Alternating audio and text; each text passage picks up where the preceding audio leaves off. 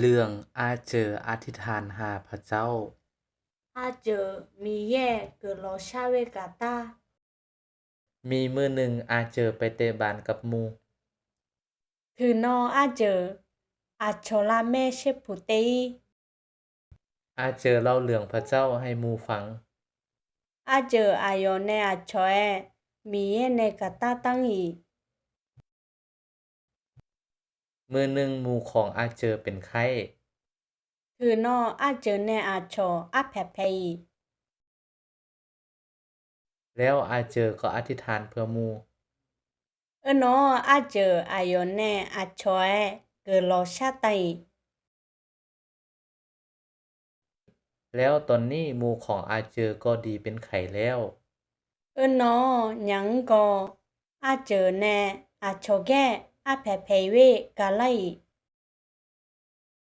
แล้วอาเจอกับหมู่ก็พากันอ่านพระคัมภีร์นำกัน นออาเจอคีอาเจอแนอาชอถึกก้อยมีเย็นในสกาสทูอา